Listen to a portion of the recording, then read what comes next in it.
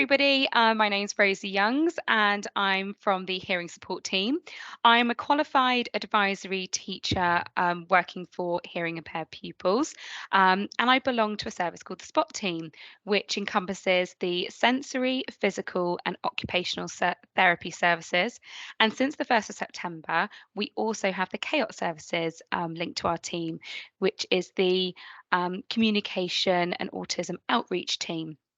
Within the sensory team is the hearing and vision support teams.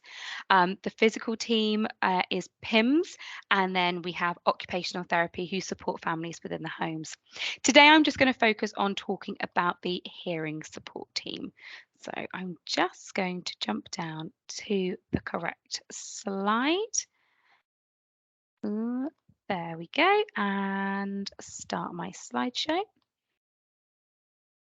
Oh, except it's not letting me press it. Hang on, there we go. Slideshow. Okay. So within the hearing support team, we have qualified teachers of the deaf. All of the teachers in our team have previously been primary or secondary trained teachers and have worked in mainstream schools or special educational needs provisions. We also, within our team, have experience of working in a dedicated school for the deaf at a secondary level, and also working in resource spaces for children with hearing loss at a primary level and at a secondary level. So there's a group of us doing that. To be a teacher of the deaf, you have to do an additional degree on top of being a qualified teacher. We also have an educational audiologist who will have previously been a teacher, then a teacher of the deaf, and is now qualified as an educational audiologist. I'll explain what their role is in a moment. I'm also lucky enough to have a specialist support advisor. So that is a very experienced, highly trained teaching assistant who goes and supports our work within schools and early year settings. So what do? We work with children and young people with a hearing impairment who meet our criteria. They may have a mild, moderate, severe or profound hearing loss. It may be permanent, so a sensory neural hearing loss. It can also be conductive. Now, conductive hearing loss could be temporary or it could be permanent, and it's where the audiology teams see it as a chronic conductive hearing loss is where they would refer to us. So if I break that down a little bit more so you understand our criteria, a criteria needs to have an educationally significant hearing loss. The most common childhood illness is glue ear, and that affects children between the ages of 0 to 5. So there are lots of children out there that have hearing aids, but still don't meet our criteria because their hearing loss is very temporary or isn't educationally significant. It depends on the setting and the parent and other professionals involved as to whether they feel that further advice is needed. I'll talk about how you can refer to our team later. So we can give support in educational settings, at home and within the community. We also work with post-16s in college as well. We work collaboratively with multi-professional teams, particularly audiology teams, speech and language therapists, and anybody within the SPOT services to ensure that the child and young person's needs are met holistically. Oh, I've gone too far. So as a general, what our support includes, we can give advice and guidance and training on setting staff, re the management of the hearing loss, looking at the listening environments and equipment, supporting the development of communication and language development for learning. We're not qualified speech and language therapists, and this is where it can get a bit tricky for settings and families at times, because they see us as being both roles. If your child has a speech and language therapist involved, we would be more than happy to work with them. But we need to make sure that our work is complementing each other. So where we develop communication and language, we are looking at those language steps, looking at those developmental milestones, and working specifically on vocabulary and concepts of language. Whereas a speech and language therapist working with our children may focus more specifically on the speech element, so the production of how to say certain sounds and words, which we're not qualified to do. Um, so, in terms of advice and guidance and training for setting staff, like I said, this goes from early year settings all the way to post 16. We discuss the child's hearing loss, how that might impact them within the curriculum and within their social environments, how it could have an impact on their social and emotional development as well. Looking at the school environment itself and giving advice on how to develop that environment to make it a good listening situation for all, really. But particularly looking at the seating position, or maybe advising on how to add sound clouds to the room to make it more acoustically aesthetic. Our educational audiologist does play a key role in this. So if we, as the advisory teacher, feel that that is a need within the school, we can ask our educational audiologist to run a basic acoustic analysis of different rooms in the school. And that can provide school with some information on how to take that further in terms of budgeting for additional acoustic adaptations within the school. We also look at giving equipment, additional listening devices. So you might have heard of something called a radio aid. It's this picture down here. It looks like a little mini mobile phone around a teacher's neck. We're offering two types at the moment, and the types vary according to the child's make and model of hearing aids or cochlear implants or bone conduction hearing aids. So different types are compatible with two different brands. They do effectively the same thing, they just look a little different. They're a great resource to use. There is, again, a criteria on what level of hearing loss or situation a pupil may be in order to need a radio aid. And there's also safety implications as well. It wouldn't be suitable, for example, to give a radio aid to a child in a nursery just because they've gone into an educational setting. How it's used is just as important as using it. So you want to be able to ensure that young child develops their listening using the listening device, but also understands how to listen without it, because it's not something they would have 24/7 in their lives. And it's not normal to go out into the community and expect to give a radio aid to every single person that they are coming into contact with. So we have to be careful before we put them in place. We can give advice to staff about meeting the needs of the child, young people with the hearing loss. That includes conducting assessments. So we have a range of language assessments that we do with pupils, and depending on the level of need of the pupil, depends on how many assessments, if any, that we might do with them. It could be a standardized assessment looking at their literacy development or speech and language, their language development. We have a maths assessment as well if school are concerned that that's an area of need. We have some social and emotional assessments. And we also do a lot of questionnaires with our pupils, making sure that their voice is really strong within what we do. So we do listening questionnaires, there's parent and teacher questionnaires as well. We like as much feedback as possible to make sure that we're moving forward on a pathway that suits the setting, child and family.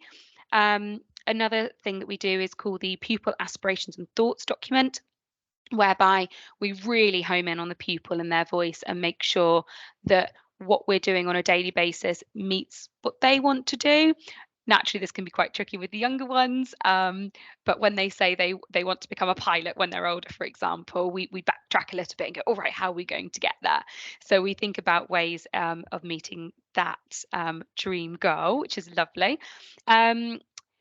Modelling differentiation of the curriculum and resources. So we have an abundance of experience in doing this. So if there's a particular topic that the class are working on and they want to know how to make it accessible for that child with a hearing loss, we can differentiate it according to pupil specific needs. So again, it's whatever shape or form that needs to take. For example, at the moment, I'm supporting a pupil who needs to be able to generate a sentence, hold that sentence in their head, and then get pen to paper. So I've written a focused involvement plan, which we do with some of our pupils who need it.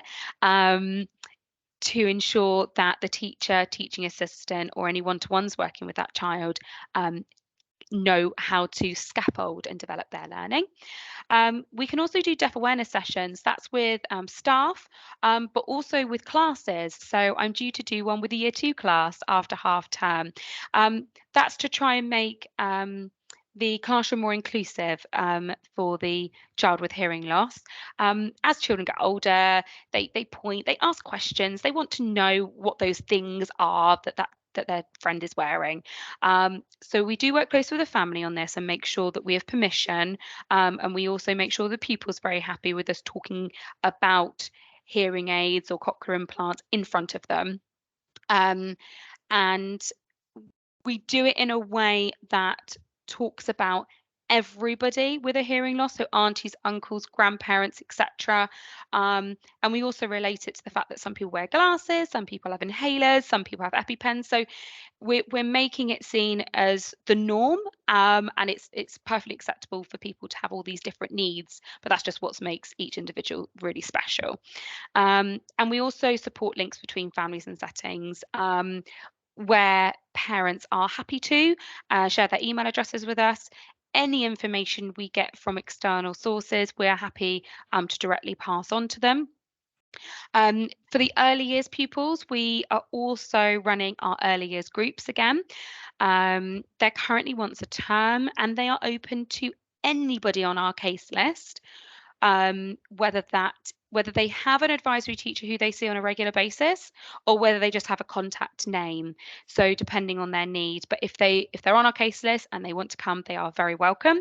We try and link families together that way, provide teas and coffees and snacks, but also model different listening activities or language activities that they can replicate at home. Finally, we do a lot of direct work with the child young person themselves to develop their communication and language, their independence in managing their amplification equipment, and face-to-face teaching. We have something called an audiology curriculum. So we will break down what the pupil knows about their own individual hearing loss, how they know how to manage their environment, how they know how to manage their equipment, and then also if they have an assisted listening device as well, like a radio aid, we break that down. Before we embark on anything to do with the audiology curriculum, again, we seek parents' permission, particularly when we discuss the knowledge of the hearing loss, because it can bring up a lot of questions. For example, why do I have a hearing loss? What happened? What went wrong? I would say the majority of the people on our case list do not have a cause for their hearing loss, and that's really normal. It's just one of those things. But again, we like to get parents' permission to explain as much as they are happy for their child to know at different stages. Some parents allow us to do that directly, and some parents choose to do that themselves at home. Okay, so this was talking a bit more about the educational audiologist. I've covered everything on that slide already. So the educational audiologist will work really closely with the audiology clinics, so the clinical audiologist, and the ear, nose, and throat clinics with the consultants. So they gather that information firsthand and feedback to us on the ground. So they are the link to any of those clinics that our parents go to. Prior to a clinic, the advisory teachers submit notes on the pupil, and then during the clinic, extra information is gathered and then that's sent back to us. It's been incredibly helpful, since it saves us having to go and therefore spend more time with our pupils, but there's still somebody from our team dedicated to gathering and sharing all of that information. It also gives our families a chance to see somebody from the team face to face. We support with the NHS upgrades. There's a new hearing aid out at the moment called Marvel, which is being delivered with some NHS trusts, and the other one is the Oticon Open Play hearing aid. They're the two top ones currently.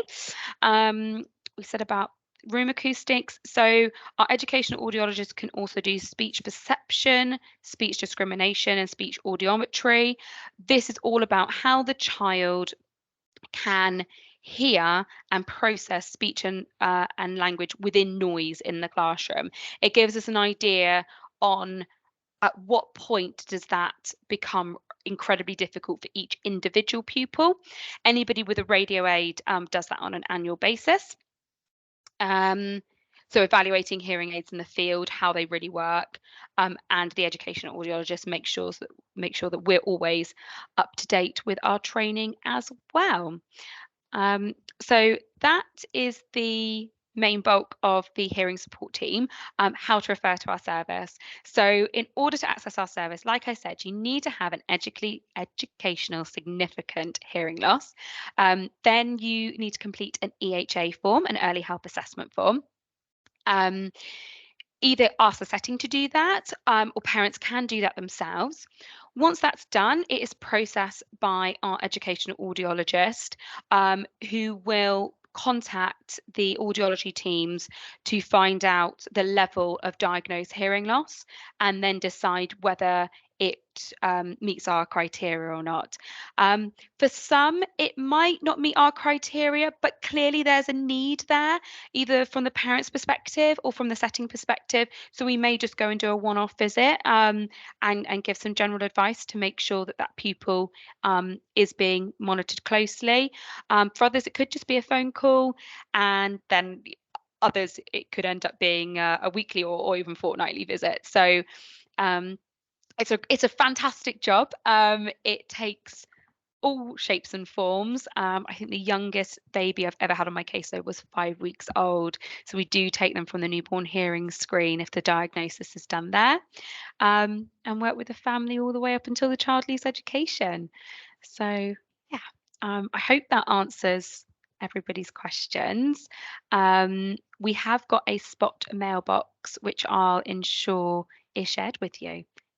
Thank you very much for listening.